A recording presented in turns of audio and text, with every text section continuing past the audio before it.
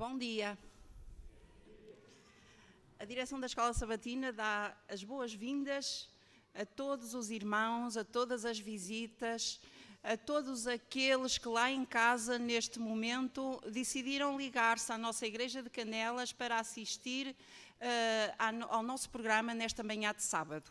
Portanto, um bom dia para todos vós, um bom dia também para aqueles que estão lá em casa nesta manhã, ligados aqui à Igreja de Canelas.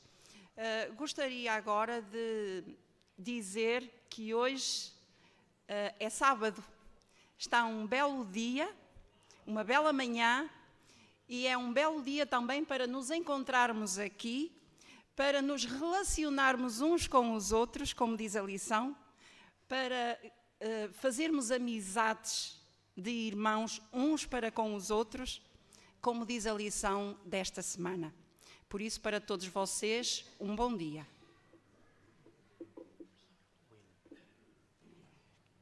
E agora convidava todos a colocarem-se de pé e vamos cantar em louvor ao nosso Deus o primeiro hino desta manhã.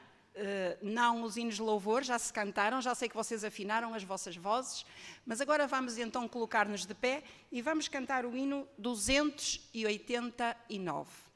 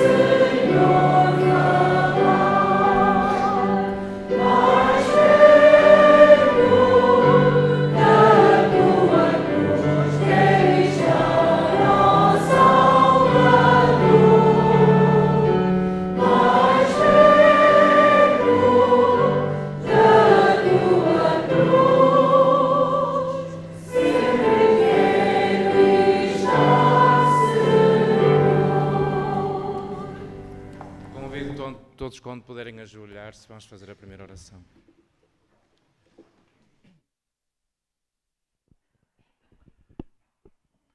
Pai querido que estás nos céus, obrigado, Senhor, pela vida, pela saúde. Obrigado, bom Pai, pela noite de repouso que nos concedeste.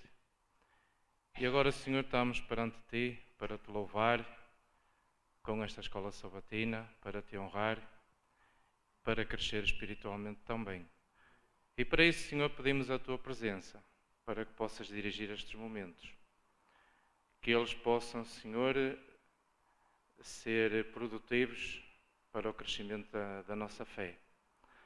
Também peço, Senhor, que abençoes todas as visitas que aqui estão esta manhã, todos aqueles nossos amigos que nos vieram visitar, não esquecendo também todos aqueles nossos irmãos e amigos que estão de férias, que tu possas ser com eles, que eles possam sentir a tua presença, e também todos aqueles que nos seguem pela internet.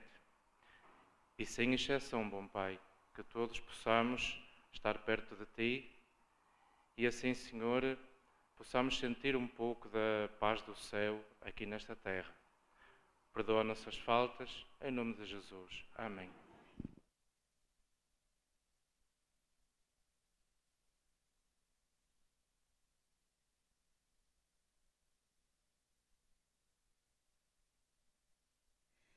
Durante estes 5 minutinhos que eu tenho aqui convosco, eu vou falar de um animal que vem mencionado na Bíblia, nomeadamente no livro de Salmos, e é a corça.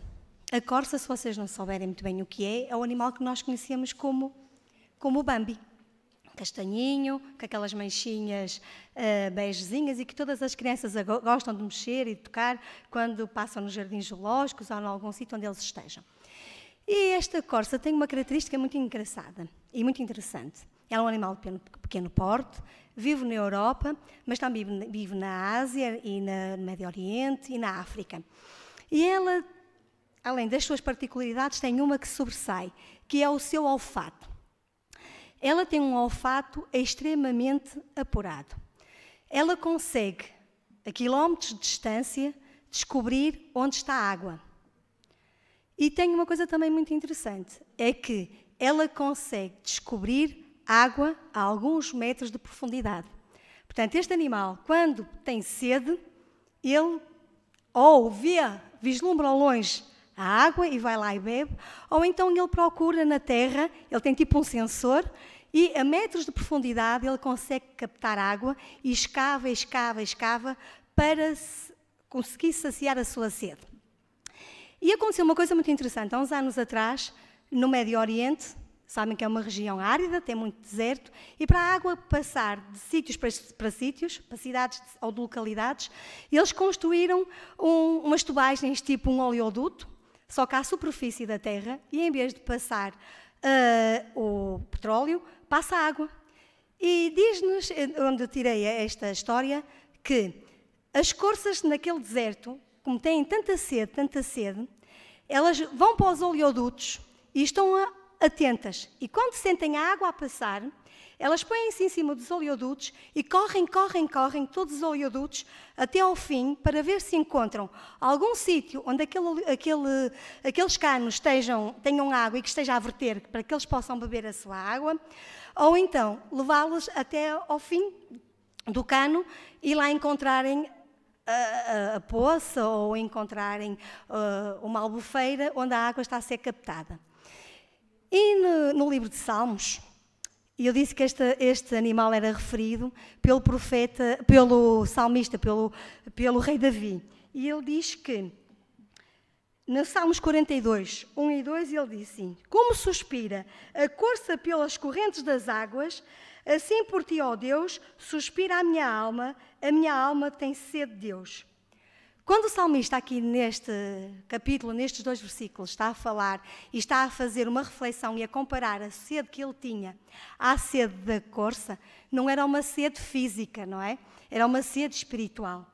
E então ele falou na corça porquê? Porque ela é um animal muito persistente. Ela não se resigna ou não se contenta com a condição que tem.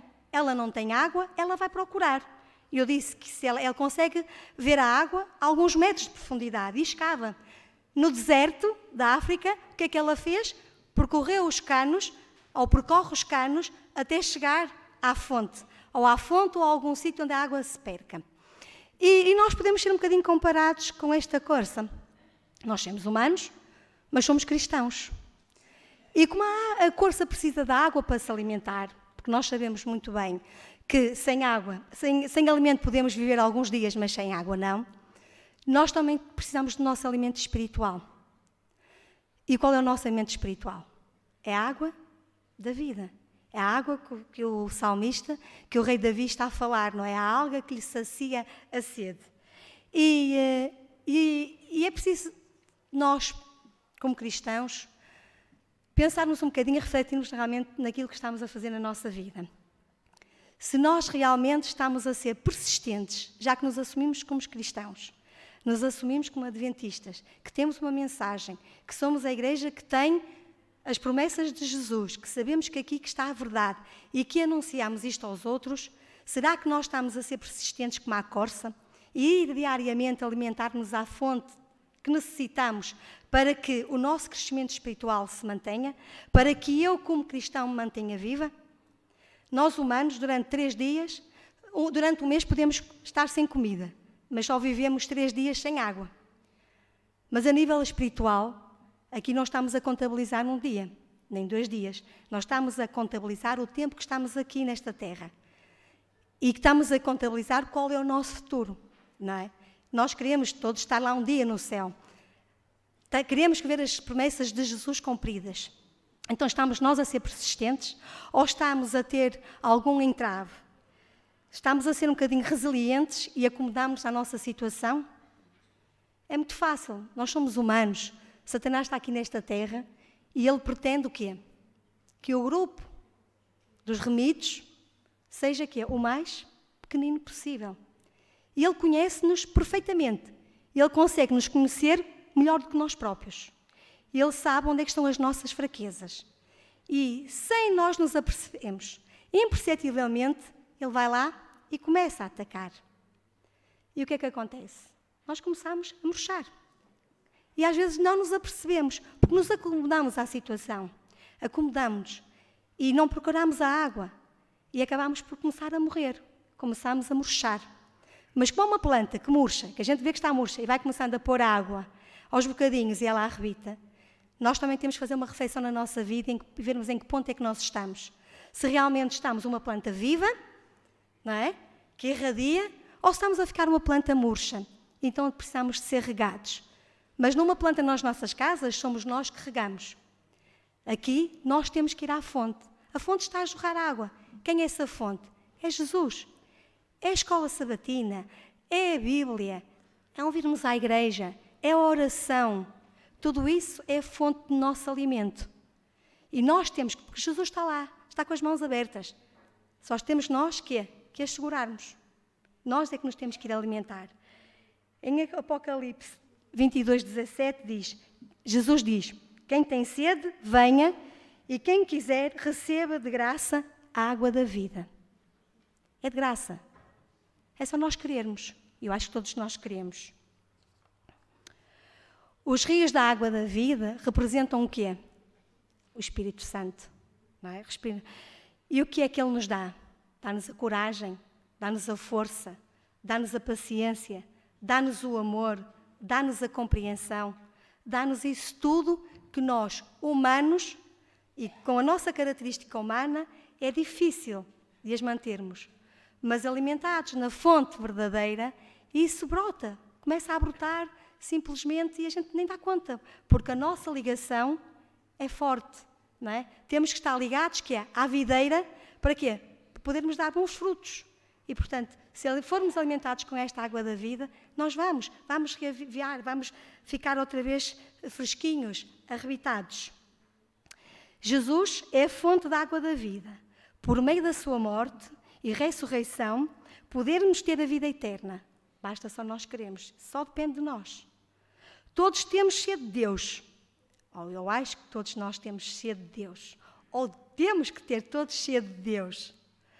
Jesus mata a sede e enche a nossa vida. E eu gostava de terminar com o versículo de João, do capítulo 4, dos versículos 13 a 14, que diz: quem beber desta água terá sede outra vez. Quem não beber desta água terá sede outra vez. Mas quem beber da água que eu lhe der, nunca mais terá sede. Ao contrário, a água que eu lhe der se tornará nele outra fonte de água a jorrar para a vida eterna.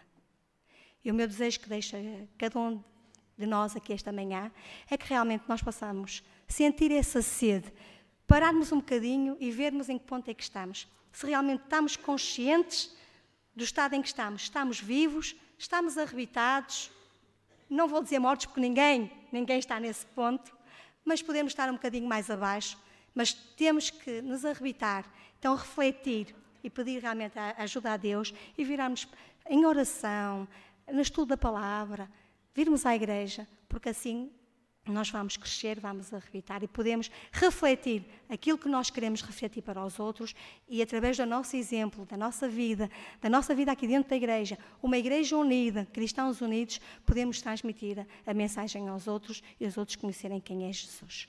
Amém. E vamos passar já à lição. A lição ainda se mantém em geral, porque estamos em período de férias. Hoje a lição é passada pelo este casal, pelo Kim e a Adelima, mas antes de passarmos à lição, eu ia pedir o favor que todos os dinamizadores se dirigissem às suas classes para poderem fazer a chamada, e então aí sim depois passaremos à lição.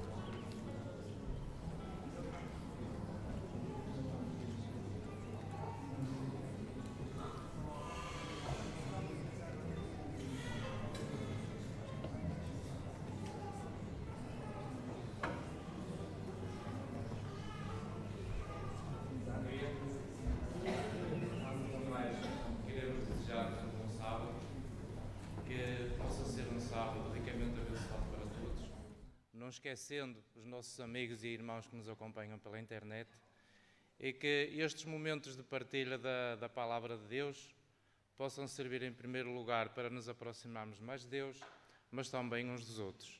Que o Senhor nos abençoe. Convidava-vos a abrir as Sagradas Escrituras para que pudéssemos ler os textos base, que no fundo são o fio condutor da lição desta semana, que se encontram em Gálatas, no capítulo 4, e os versos 12 a 20. Gálatas 4, 12 a 20. E eu vou começar a ler então. Irmãos, rogo-vos que sejais como eu, pois eu também sou como vós. Em nada me ofendeste. E vós sabeis que primeiro vos anunciei o Evangelho, estando em fraqueza da carne. Embora a minha enfermidade na carne vos fosse uma tentação, não me rejeitaste, nem me desprezaste. Antes me recebeste como a um anjo de Deus, como ao próprio Jesus Cristo.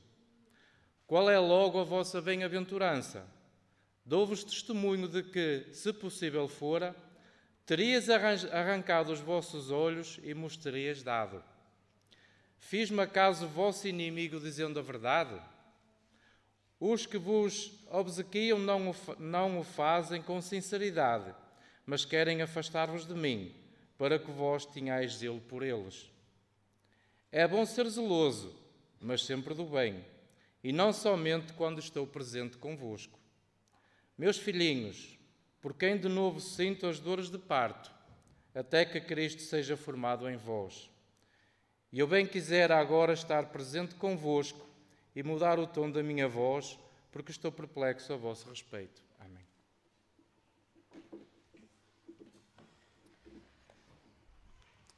Eu vou tentar fazer isto o mais sério possível. Eu queria que todos os irmãos fossem como eu. Obrigado pela sinceridade do vosso rosto. Eu sei que vocês não pensaram isto assim, mas aqueles que estão lá fora pensam, vocês não. Mas eu que sou igual aos de lá de fora, se estivesse no vosso lugar neste momento, pensava o seguinte: o que é, Adelina?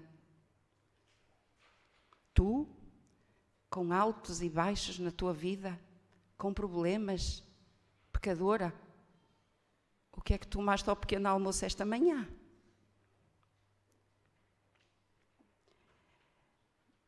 Para entrarmos na lição, primeiro temos que falar um pouco das lições anteriores, porque aquilo que está na lição de sábado é um pouco daquilo que foi Paulo até à lição de hoje. Então temos que dizer algumas características e alguns dons que Paulo tinha. Por que é que eu fiz este pedido? A pergunta é: sou eu modelo para vós? Quem acha que eu sou modelo, levanta a mão. Sabem, aquilo que me consola um bocadinho é que vocês também não são modelo para mim. Porque o verdadeiro modelo é Cristo. E eu sou apenas o reflexo desse modelo, ou seja, o exemplo. Então eu volto a fazer a pergunta: sou eu exemplo para vós?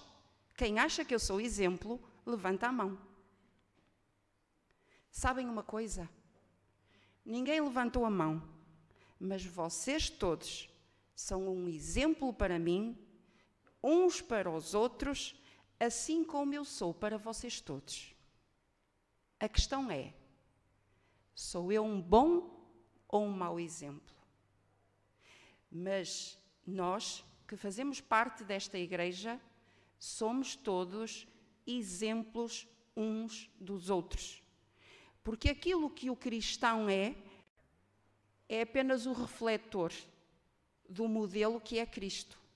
E por isso aquilo que eu reflito na minha vida, vocês também refletem todos uns aos outros. E portanto, aquilo que os outros veem em mim é o reflexo de Cristo ou não. Mas que somos exemplos, somos. Então vamos falar de algumas características do Paulo. Nós sabemos que o Paulo era algo de maravilhoso, espetacular. Ele sabia várias línguas. Ele era um grande teólogo. Ele sabia as doutrinas. Ele era zeloso. Mas Paulo também era inflexível. A tal ponto que nas lições anteriores até hoje, nós vemos que no capítulo 3 de Gálatas, Paulo chama os Gálatas de insensatos. Ó insensatos Gálatas. Nós sabemos que a palavra insensato na Bíblia é o mesmo que louco. E portanto, Paulo, até ao capítulo 4 e versículo 12, que é o versículo da lição desta semana, até aí, Paulo só faz uma coisa: corrigir, chamar a atenção, advertir, correção aos Gálatas. Agora, eu pergunto, porquê? Paulo, até aqui, apresentou uma série de argumentos detalhados e teologicamente sofisticados para convencer os Gálatas dos erros que estavam a incorrer, que não tinham nenhum verdadeiro interesse nos Gálatas. Desculpem, avancei. Os erros que estavam a incorrer, e agora passa para um apelo pastoral mais pessoal, ao contrário dos outros, porque os outros não se preocupavam com os Gálatas como Paulo, não tinham a mesma preocupação. Mas, se pensarmos um pouco, por que é que Paulo tinha autoridade para dar a correção, para corrigir os Gálatas? Não foi Paulo quem inventou que de vez em quando é necessário dar correção, chamar a atenção, advertir. Então vamos abrir a Bíblia em Apocalipse, capítulo 3, 19. Apocalipse 3, 19. Paulo aprendeu com o modelo, com o mestre. Deus diz: eu repreendo e castigo a todos quantos amo. Portanto, sê zeloso e arrepende-te. Está aqui o motivo, porque Paulo, quando era necessário, teve que dar correção, chamar a atenção e voltar a pôr as suas ovelhas no caminho correto. A lição fala do apelo pastoral de Paulo. Então, quando nós pensamos no pastor, quando nós pensamos no rebanho, o que é que faz o pastor? O pastor protege, o pastor cuida, o pastor guarda, o pastor vigia, o pastor cuida das suas ovelhas. E neste momento, Paulo fez exatamente a mesma coisa, mesmo se necessário fosse a correção. Mas a lição desta semana, agora vamos passar para a lição desta semana, não fala de correção. A lição está toda no verso áureo. Ele até lhe chama de filhinhos. Filhinhos. No capítulo 4, mais à frente, ele até os chama de filhinhos, com muito amor. Porque Paulo preocupava-se com os Gálatas de uma forma muito especial. Primeiro foi ele que fundou estas igrejas, que hoje é onde está a Turquia. Era aí que estavam, a Galáxia é onde hoje é a Turquia. E foi Paulo quem fundou estas igrejas e por isso tinha, como um pastor, como um verdadeiro pastor, ele tinha amor pelas suas ovelhas. Porque foi ele que fundou aquela igreja, foi ele que a viu nascer, foi ele que lutou, foi ele que deu o testemunho, foi ele que entrou na vida daquelas pessoas e que as chamou para o seu rebanho. E por isso ele tinha um amor muito especial pelos Gálatas. E a lição fala do coração de Paulo. E logo a seguir, quando ele os chama de irmãos, tem uma palavra que diz: rogo-vos. Bom, nós dizemos durante a nossa vida toda, dizemos muitas palavras, muitas frases, pedimos muitas coisas. Mas quando nós dizemos assim, olha, é de coração que eu te digo isto, assim, sinceramente, é de coração que eu te digo isto. Quando sai do coração, sai com muita emoção, sai com muito sentimento, é muito emocional. E era nesta situação que estava o Paulo, porque a palavra rogar significa pedir, suplicar, mas muito mais que isso significa implorar. É a palavra correta. Implorar.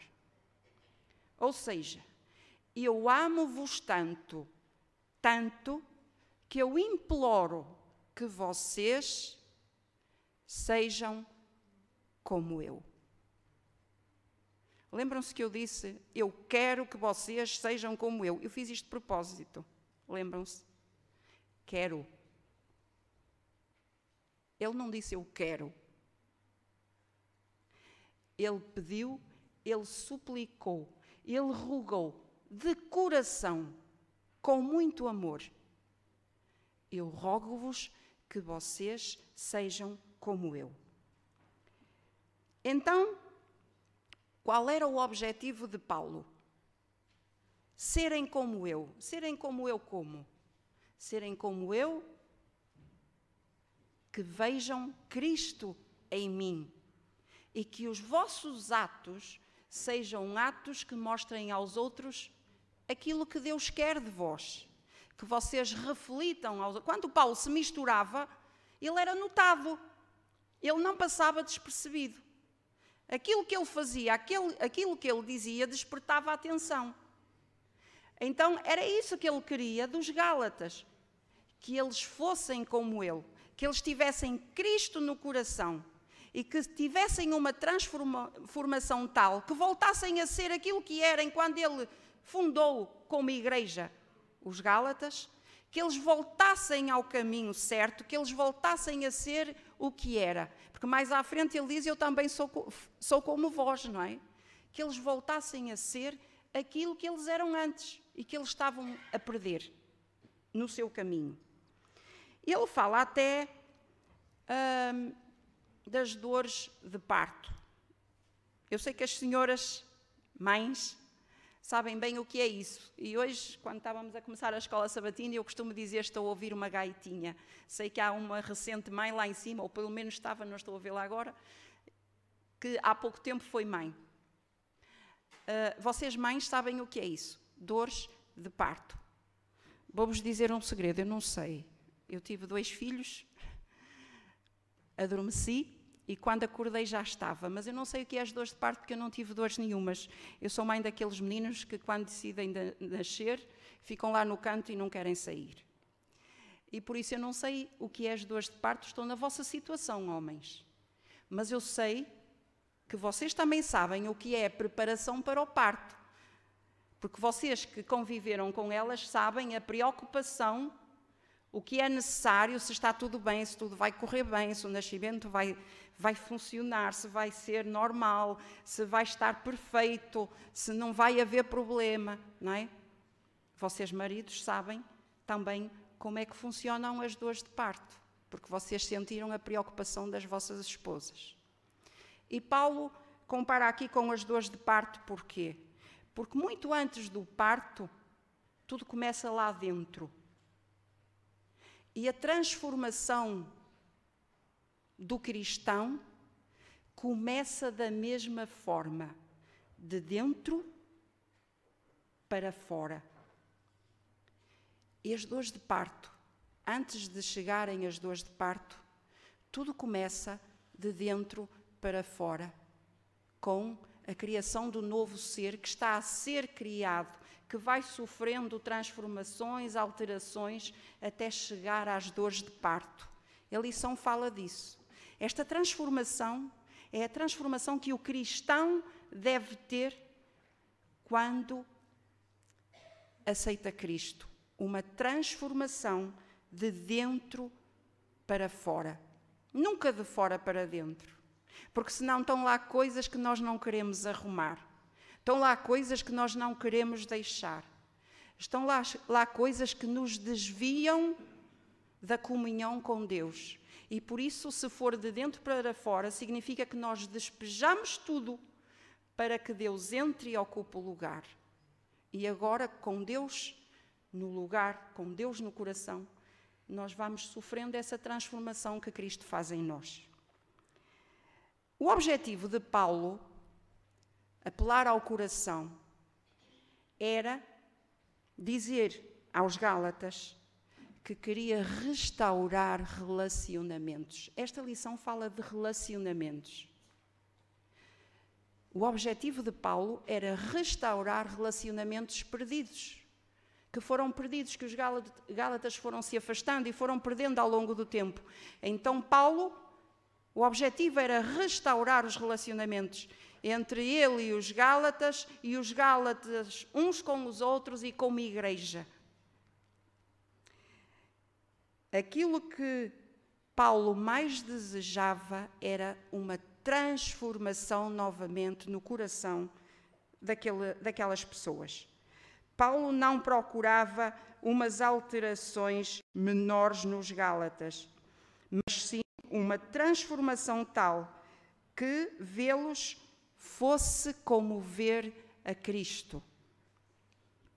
Então, existe um desafio. Todos nós temos um desafio. E aquilo que ele queria, e o apelo dele era para que aceitássemos o desafio. E ao aceitar esse desafio, nós estávamos a seguir o exemplo de Paulo, a transformação de Paulo, o que Cristo fez no coração de Paulo. Sabemos todos esta frase de Paulo: vivo não mais eu, acabem irmãos, mas Cristo vive em mim. Este era o desafio que Paulo estava a propor aos Gálatas. Não estava a dizer, sejam como eu, olhem para mim, veem o que eu faço. Não era isso. Não era isso. Ele queria a transformação interior, a transformação do coração. E o resto depois vem. O resto acontece. Deus faz o resto. Nós só temos que aceitar o desafio e entrar no desafio. Deus faz o resto. Paulo não estava a dizer, façam como eu faço, mas sim, sejam como eu. Eu já ouvi esta frase muitas vezes, até a minha mãe às vezes dizia, é melhor ser do que parecer. Qual é a diferença? Uma coisa é ser, e quando nós somos, é aquilo que somos, é real, não é? Nós somos, então isto é a realidade, é aquilo que eu sou. Outra coisa é parecer, é fingir que somos, mas não somos. E era isto que Paulo estava a dizer àquelas pessoas. Sejam como eu.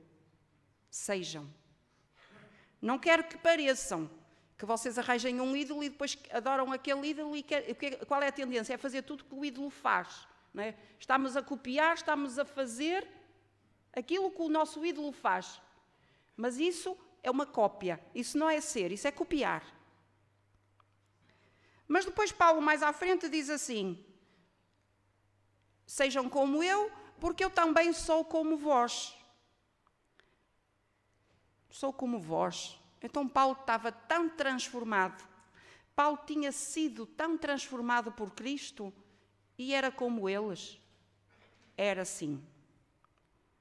É que Paulo tinha uma característica. Ele misturava-se com os outros. Ao misturar-se com os outros, ele tentava fazer relacionamentos, ele tentava conquistar a amizade, ele ouvia os problemas dos outros, não os contestando, não os contrariando. É um ensinamento para nós. Era uma técnica que Paulo usava, misturar-se com os outros, ouvir os outros, não os contrariar, não os enfrentar, porque quando nós vamos ter com os outros e os contrariamos, ninguém gosta, não é? E aí estamos a afastá-los. Então o que é que Paulo fazia? Misturava-se com os outros, relacionava-se, conquistava amizades e, dependendo da altura, da situação, da conversa, do diálogo, ele mostrava Cristo. Ele apresentava Cristo consoante as condições, as consequências, as características do grupo em que ele estava envolvido ou com quem estava a falar. Então ele diz, eu também sou como vós. Paulo misturava-se com os outros, mas sem fugir aos seus princípios. Atenção. Sem fugir aos seus princípios. Ou seja, Paulo influenciava, mas não se deixava influenciar. Porque quando Paulo ia ter com os outros, não ia por ele mesmo. Não dizia, eu vou ali, olha, vou ali, vou ver o que é que se passa. Por ele, estão a ver? Eu vou agora, vou lá para fora, vou aí a um lugar qualquer que um adventista nem frequenta, digamos assim. Mas eu vou lá porque, pronto, Por mim, não. Porque quando eu faço isto por mim, eu corro o risco de me envolver e tornar-me igual a eles. Então, o que é que Paulo fazia? Paulo envolvia-se, influenciava, não se deixava influenciar, porque o envolvimento de Paulo levava Cristo no coração. E aí ele era capaz de estar presente em todo o tipo de lugares, porque ele não estava sozinho. Ele levava Cristo e não tinha problemas nenhuns em ir a qualquer lugar, porque ele sabia que não era ele, era Cristo que estava com ele. E por isso ele não tinha problemas em falar dele aonde quer que ele estivesse. Paulo queria que eles se tornassem como ele, na sua fé completa e na confiança na suficiência absoluta de Cristo para a salvação. De forma como, embora ele fosse um judeu, se tinha tornado num gentio, sem a lei, para que pudesse alcançar os gentios, entre eles com o Evangelho. Cá está, Paulo. Quando estava com os judeus, tornava-se judeu. Quando estava com os gentios, tornava-se gentio. Eu vou dar agora a palavra ali ao irmão Albano e depois eu vou terminar, porque vai o Quinho falar da segunda parte. Peço que sejamos breves, que o tempo está... Há uma coisa que temos que ter em conta. Paulo não está na Galácia a falar para os Gálatas. Paulo criou aquela igreja e tem notícia de que essa igreja está a voltar outra vez para trás e tornando-se um bebê baralhado e confundido. E ele diz que eu estou outra vez com as dores de parto. Eu estou a sofrer por vós. Porquê? Porque vós estáis a desviar-vos do caminho. E então ele está preocupadíssimo e diz que as crianças, quando nascem, não podem comer pão de milho. Não podem comer o pão que nós comemos. Tem que se lhe dar uma comidinha leve. Vamos mudar este assunto e vamos colocar-nos agora na igreja que nós estamos. Nós estamos na Igreja Adventista do Sétimo Dia. Irmãos, eu não quero acusar ninguém, que não tinha de começar por mim. Será que eu cresci, melhorei, entrei para mais perto de Cristo, ou, pelo contrário, acontecer o mesmo que está acontecendo nos Gálatas? Será que a tentação do mundo e a tentação que atacou os Gálatas não serão semelhantes? Estamos a correr um risco sério ou não ao viver neste mundo? Eu vou pedir mais uma vez, quem quiser, parafuse bem as palavras que eles estão a dizer aos Gálatas e as palavras que a mensagem é a igreja de Laodiceia, diz-me a mim. Juntemos as duas coisas. Cristo não foi passar férias a Patmos. Cristo foi dizer a João, cuidado com a sétima igreja, porque a sétima igreja, o mundo vai distraí-la, o mundo vai arrastá-la, o mundo vai seduzi-la. E hoje, cada um pergunta a si mesmo, e eu pergunto a mim mesmo, Albano, estás melhor do que quando entraste? Estás na mesma ou estás pior? É preciso ter muita cautela, porque a lição tem que ser aplicada à igreja atual, ao século XXI, senão não vale de nada. Nós estamos a conhecer a história dos Gálatas. Obrigado. Agradecemos ao irmão Albano. Eu queria vos dizer que estou muito triste, porque quando a Madalena disse que era mais ou menos 40 minutos, eu perguntei se era para cada um. Mas as coisas não são assim. Graças a Deus tenho uma mulher que fala pouco, ela não gosta muito de falar, não desenvolve muito, senão só tinha 5 minutos. Bom, mas isso não importa. Com certeza que todos estudaram a lição em casa. E só, nem vou continuar por quarta e quinta, todos têm a lição bem estudada, penso eu, que devemos fazê-lo. Eu só queria que pensássemos assim, queria que me respondessem.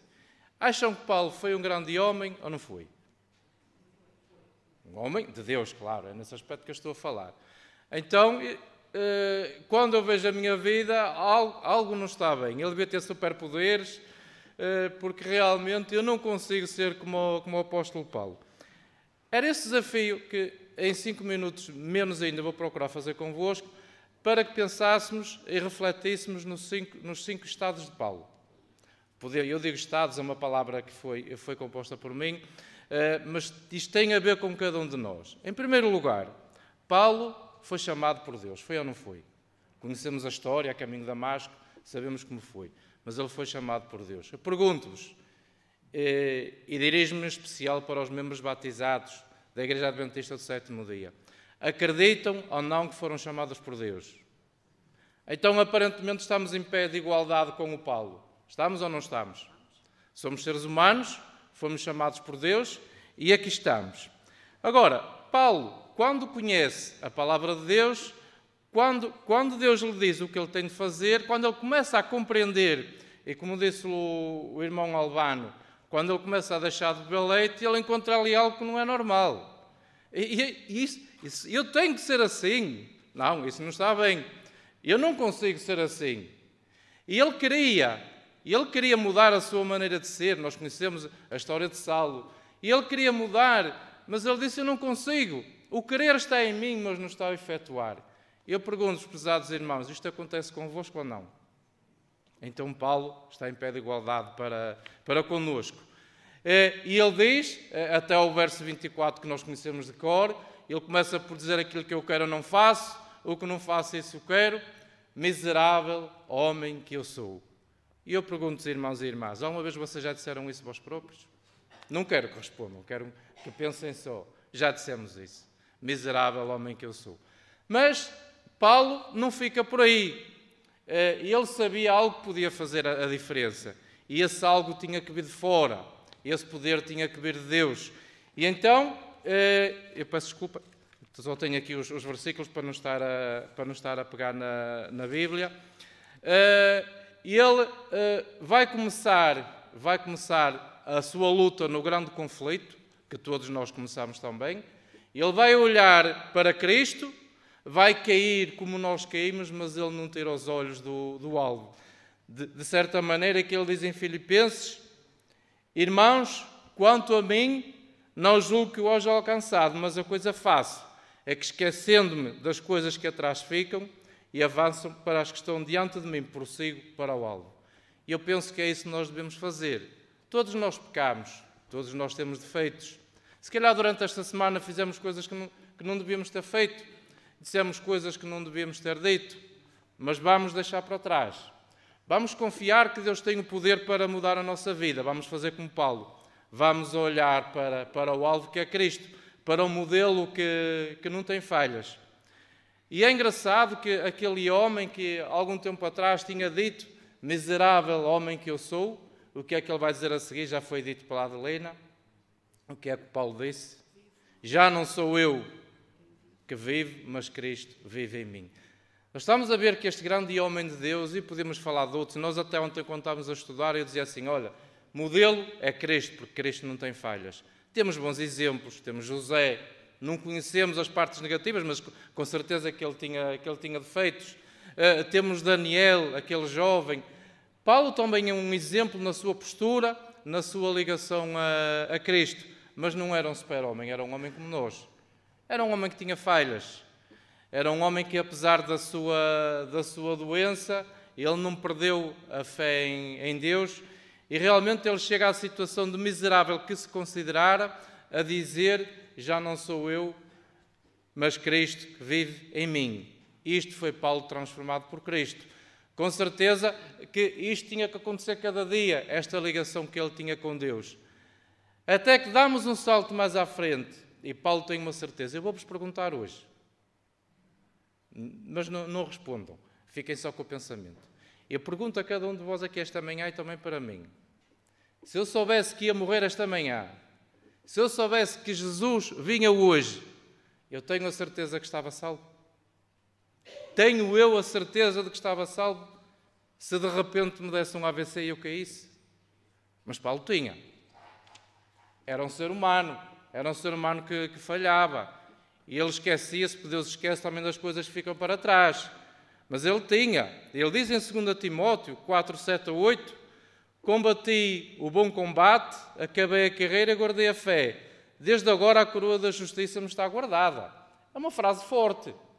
No fundo, ele estava a dizer, eu sei que estou salvo em Cristo. Pode acontecer aquilo que acontecer, eu posso morrer, porque ele já avizinhava que o fim já não estava para muito longe, mas ele tinha esta certeza. Ele tinha a certeza de realmente, a certeza da salvação. Peço desculpa, Raquel. Não sei se posso acrescentar, só voltando atrás ao estágio anterior, quando disseste, já não sou eu quem vive, mas Cristo vem viver em mim, todos nós podemos ter também esta certeza, sabem quando? Quando olhamos para as coisas que há neste mundo e que antes nos atraíam e agora já não nos dizem nada. Dizemos como Paulo, olho para elas como olho para o esterco. Eu só quero é a coroa da vida e quero amar os outros e quero prosseguir para o alvo. Quando eu tiver este pensamento constante em mim, já posso falar como Paulo. E então depois será fácil ir para esse último estágio que realmente é o mais abrangente. E vou só tocar de leve na lição de quinta-feira do falar sempre a verdade. Paulo falava a verdade e tinha isto. Porquê? Porque ele não estava sozinho. Ele falava a verdade, mas com as palavras do poder de Deus. As pessoas sentiam que quando ele falava não era um ser humano qualquer. Era alguém que tinham, por isso aceitavam. E por isso naquela altura em que aparentemente Paulo cai na galáxia por uma altura da doença que ele teve que permanecer lá, diz-nos o autor da lição que possivelmente não estaria preparado para isso.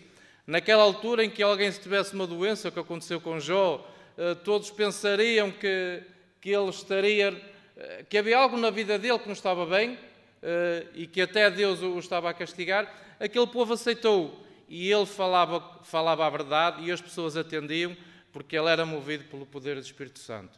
Queridos irmãos e amigos, este desafio eu deixo para mim hoje. Todos nós temos as nossas vidas, todos nós temos as nossas lutas e todos nós temos momentos que queremos afastar do nosso livro da vida, queremos apagar. Quem é que não os tem? Queremos pegar numa borracha e safar aquilo tudo. Mas, no entanto, mesmo assim como estamos, mesmo na nossa condição, nós também temos direito, e Paulo disse, para mim e para aqueles do futuro, para nós, também temos direito à árvore da vida. E que o Senhor nos ajude, que realmente nós possamos fazer um balanço da nossa vida e, esquecendo das coisas que ficam para trás, que nós possamos olhar para Cristo, que é o nosso alvo e é o nosso modelo, e um dia nos possamos encontrar na eternidade, não dentro de uma sala que não é preciso, mas na natureza, perante a presença de Deus, e realmente dizer que valeu a pena um dia eu ter aceitado Jesus na minha vida. Amém.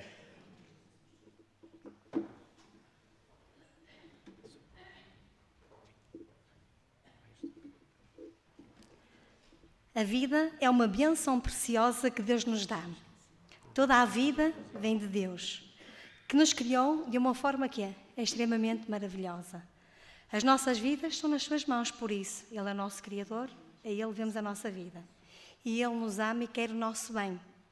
Devemos agradecer a Deus pela vida que nós temos. E ao dizer estas palavras, os irmãos já estão a perceber o que eu quero dizer. Estamos no final do mês de agosto e mais um grupo de irmãos da nossa igreja completou mais um ano de vida. E antes de eu poder chamar aqui os irmãos, eu gostava só de ler uns pequenos versículos que estão no livro de Salmos. E em Salmos 100, capítulo 100, versículos 3 e 4, Davi diz o seguinte: reconheçam que o Senhor é o nosso Deus, Ele nos fez e somos dele. Somos o seu povo e rebanho de seu pastoreio. Entrem por suas portas com ações de graças e em seus átrios com louvor. Deem-lhe graças e bendigam o seu nome. Quando nós fazemos anos, ficamos todos felizes, que é mais um ano que nós completamos, não é? Mas, além de ser um dom que Deus nos dá, vamos contando cada vez mais anos, não é? Há meia dúzia de anos atrás, se calhar tínhamos muito menos anos que temos agora. E dizermos assim, que chegarmos aos 80, 90, 90 e tal, é uma benção muito grande, não é? Estarmos aqui ainda nesta terra. Mas os anos também nos faz lembrar disso, que a nossa vida tem um limite. Por mais que a gente tente que a nossa vida aumente e que a ciência fez com que a vida aumentasse e nós temos pessoas a chegar aos 100, 105, não é? E temos ali uma média de vida entre os 80 e 90 anos que a maior parte da população até consegue alcançar, não é? Mas nós, ao contarmos os anos é bom, estamos gratos por fazermos anos, mas lembra-nos que a nossa vida é efêmera, vai ter um fim. Mas Deus na Bíblia tem uma promessa. O que é que Ele diz? Que dá-nos uma vida curta nesta terra, mas que dá-nos uma vida que é longa no céu. E o salmista também tem no seu livro, no versículo 12 do capítulo 90, o seguinte: ensina-nos a contar os nossos dias para que o nosso coração alcance sabedoria. Que realmente nós possamos contar muitos anos na nossa vida, mas que realmente possamos ser pessoas sábias, saber o que é certo para cada um de nós. E agora sim eu vou passar a chamar todos os nossos irmãos que completaram mais um ano, ou que ainda vão completar durante este mês mais um ano de vida, e convido a vir aqui à frente. Se por acaso tivermos aqui algum irmão que tenha feito anos, e que não esteja aqui o seu nome, ou que seja da nossa igreja, mas que não seja da igreja de Canelas, ou alguma visita que não esteja cá a contemplar com a sua presença e que tenha completado mais um ano de vida, façam o favor de vir aqui à frente, porque nós temos uma pequenina lembrança para cada um de vocês. E então, em agosto, completaram anos os seguintes irmãos: Alexandra Miriam Rodrigues Reis, Alexandre José Soares da Costa, António Manuel Ferreira da Silva, Cátia Alexandra Nascimento Peixoto, David Gomes Souza, Enoque Gilberto Souza Tavares, Fernando de Souza Rocha, Graça Maria Pereira Vasconcelos, Idílio Manuel Martins da Silva, Jorge Manuel Pereira Vasconcelos, Jorge Miguel Cardoso de Souza, José de Carvalho, José Moreira Guedes, Josué Filipe Gomes Ramos, Madalena Maria Pereira Soares, Manuel Francisco Lopes Carvalho, Maria de Fátima Fernandes Pinheiro Cruz, Maria de Sá Oliveira Granja, Maria Eduarda Ferreira Fernandes, Maria Fernanda Oliveira Pinto Silva, Maria Vitória de Oliveira Castro, Nuno Miguel Lima da Costa,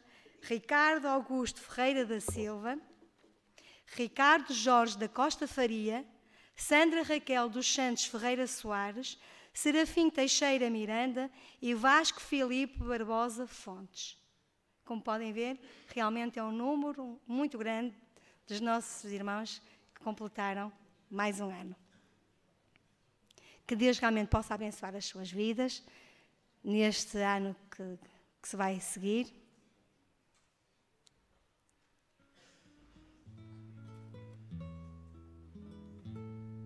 Temos aqui o César, que também completou.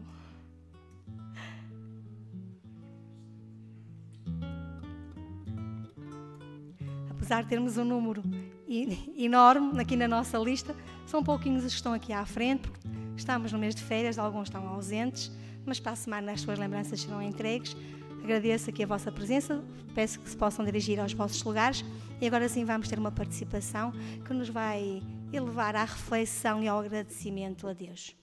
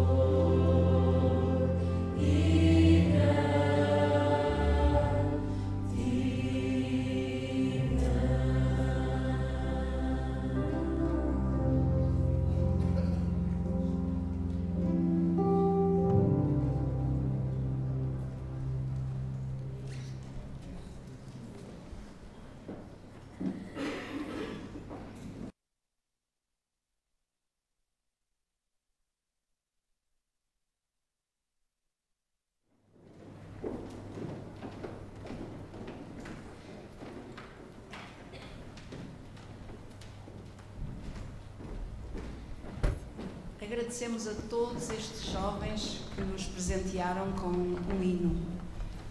Foi dedicado a todos nós, mas especialmente àqueles que se dirigiram aqui à frente e que completaram mais um ano de vida. Portanto, parabéns a todos aqueles que fizeram ou ainda vão fazer até quinta-feira ou completar mais um ano de vida. E obrigada também mais uma vez a este hino que vocês acabaram de cantar. Para terminar a escola sabatina desta manhã, vamos a entoar em louvor a Deus o hino 259, que tem por título Eu sei em quem eu tenho crido. Que possa ser este o nosso pensamento.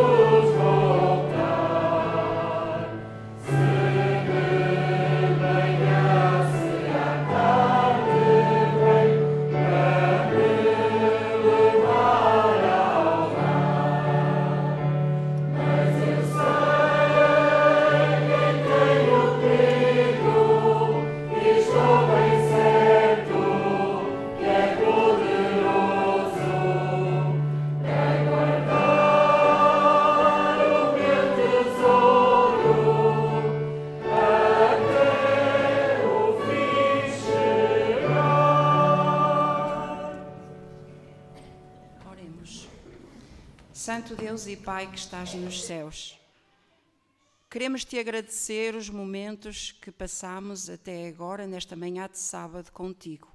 Obrigado pelas mensagens que nos trouxeste através da lição. E queremos te pedir, Pai, que coloques em nós a vontade de querer que tu habites totalmente no nosso coração, para que assim, ao transformar as nossas vidas, nós possamos refletir para os outros e que eles possam, através desse reflexo, ver Cristo em nós. Abençoa-nos, Senhor, a cada um. Dá-nos vontade de te procurar, de te querer conhecer melhor, de passar tempo contigo, de estar contigo, de ir ao teu encontro. Ajuda-nos, Senhor, e que nós possamos nos aproximar mais de Ti e estar preparados para que um dia possamos dizer, como Paulo, que a Tua coroa já está guardada para nós. Obrigada, Pai, é o que eu te peço e te agradeço, no nome de Jesus. Amém.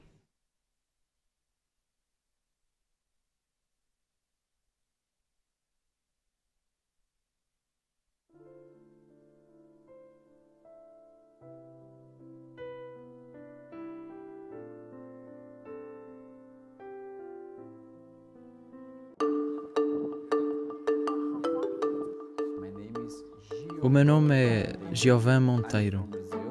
Sou do Brasil e sou pastor. Estou no Egito desde 2012. Eu e a minha família recebemos um chamado para trabalhar neste campo, num programa especial para abrir o centro de ajuda às pessoas no Médio Oriente.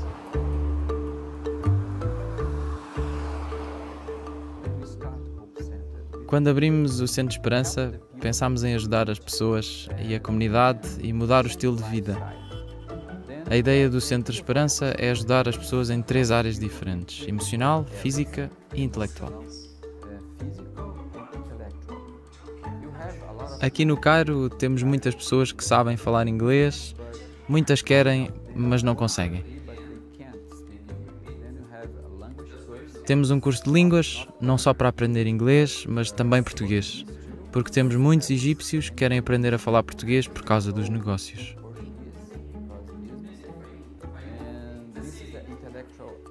Esta é a área intelectual, mas também temos a área emocional, porque a minha esposa é formada em terapia familiar.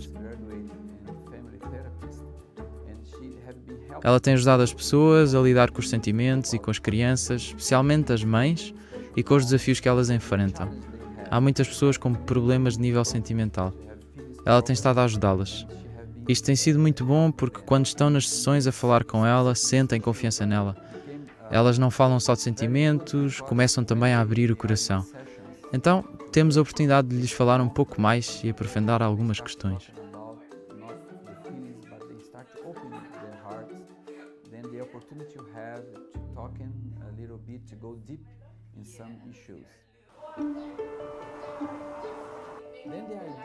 A ideia do Centro de Esperança é esta: ajudar a comunidade para transformá-los de várias formas diferentes, tanto a nível emocional, intelectual, assim como a nível da saúde. Quando aqui chegam, sabem que é um lugar cristão, mas a maioria sente-se à vontade. Eles dizem: aqui é agradável, é limpo, e tentamos que eles se sintam em casa. Quando temos algum evento, convidamos-los para que venham às festas. Eles sentem-se muito à vontade aqui, então a reação é boa. Eles têm uma reação muito agradável.